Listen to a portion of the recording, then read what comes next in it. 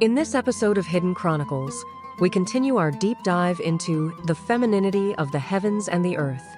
We are tracing the profound history of women and language, uncovering the roots of a massive systemic revolution against femininity, a transformation that reshaped humanity over a millennium. Let us explore the next chapter of this untold history. The historical record shows that patriarchal religions did not emerge into a cultural void. When they developed, they encountered the entrenched remnants of a matriarchal system that had dominated human consciousness for millennia.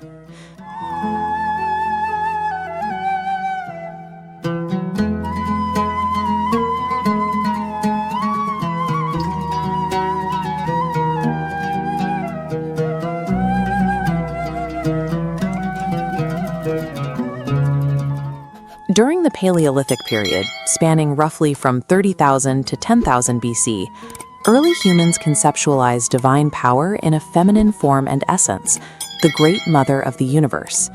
This theological structure was rooted in direct biological observation.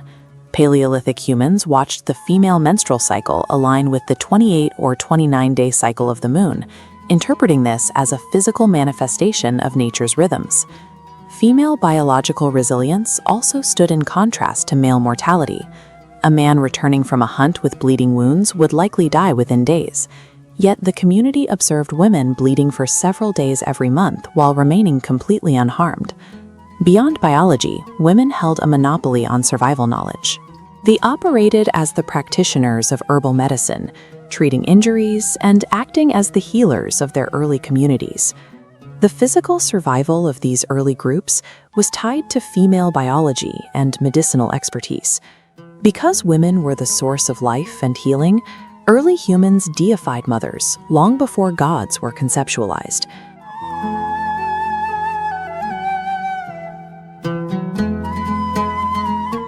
As the timeline transitioned into the Neolithic period, between 9,000 and 4,500 BC, human society underwent a structural reorganization. Humans largely abandoned hunting and gathering in favor of a new foundation for survival, the discovery of agriculture.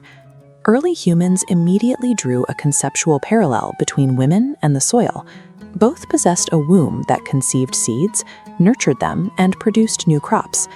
This reliance on agriculture birthed specific agricultural myths, centering around a singular goddess who acted as the mistress of nature. Because women were revered as the providers of sustenance, early agricultural societies structured their early social and political organizations as matriarchies. As agriculture became the foundation of human survival, the observation of female life-giving power solidified into a formalized religious framework. Ideologies and belief systems require millennia to fade. This persistence allowed female deities like Al-Lat, Al-Uzza, and Manat to survive long after the patriarchy had established dominance. Take Manat, the goddess of fate among the Arabs in the Hijaz. Her worship was so widespread that her name evolved across regional dialects. The Nabateans called her Menatu, the Palmyrans knew her as Manat, and the Lehaianites worshipped her as Mint. The physical linguistic evidence of Manat even appears far beyond the Arabian Peninsula, showing up in Egyptian culture specifically as a nursing goddess. Another major deity, the goddess Al-Lat, was revered through a celestial association. She was symbolized by the high position of the planet Venus. Etymologically, her name is derived from the Syrian name Al-Lat, which is recorded in the Akkadian dialect as Iltu. We can trace the physical migration of these deities southward. Before the first millennium BC, Yemeni Sabaeans carried these religious concepts across the Bab al-Mandab Strait, settling in modern-day Somalia and Sudan. Along the Arabian Peninsula near the Red Sea, the Thaqif tribe worshipped Al-Lat using a specific title, Rabat, meaning the goddess. Directly across the Red Sea, ancient Egyptian hieroglyphics yield a linguistic mirror. The Egyptian word for goddess was carved as repet. These shared etymologies and cross-border dialectical variations demonstrate how prehistoric reverence for the divine feminine traveled through these regions, persisting across distinct geographic landscapes. We can dig deeper into this linguistic bridge by looking at a tribe known as Banu Aisha. Historical texts identify this group as Tame Al-Lat, meaning the servants or worshippers of the goddess Al-Lat. The name Al-Lat, derived from Elat, underwent a common phonetic shift in ancient dialects, replacing the glottal stop with the Arabic letter Ain. This reveals the root Al-U, signifying height and elevation. This root connects to the word Aliyah, confirming that the high position of Venus was originally an inherently feminine attribute. The name of the Banu Aisha tribe itself shares this depth. The root of Aisha in the ancient Yemeni dialect refers to food and sustenance and the act of nursing a child, effectively granting them life. The ultimate phonetic proof connecting the Arabian and Egyptian pantheons centers on the goddess Isis. The Greek Isis altered the phonetics. The original Egyptian name is A-Sa-Te.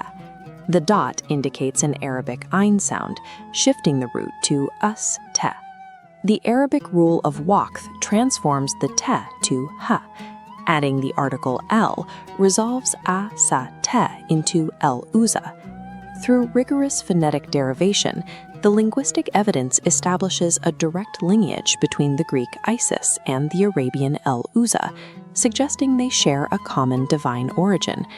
Knowing they share a lineage presents a logistical question. How did the Arabian deity Al-Uzza physically migrate into the Egyptian pantheon? 10,000 years ago, the prehistoric environment of Egypt was uninhabitable. It was covered in primeval forests, bearing no resemblance to the landscape today. The banks of the Nile served as a physical barrier. They were composed of impenetrable marshes, teeming with crocodiles and hippopotamuses, making large human societies impossible. The climate in the prehistoric Arabian Peninsula and Libya, however, was the opposite. Ancient Arabia was a hub for human population.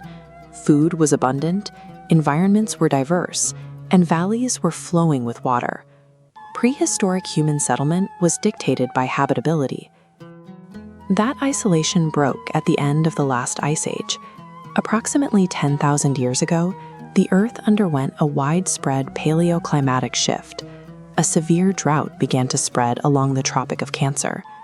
Desertification decimated the Arabian Peninsula, eventually burying its history under sand. But this climate shift presented a paradox. The drought that destroyed Arabia was beneficial for the Nile region. As the climate warmed, the Egyptian marshes dried up.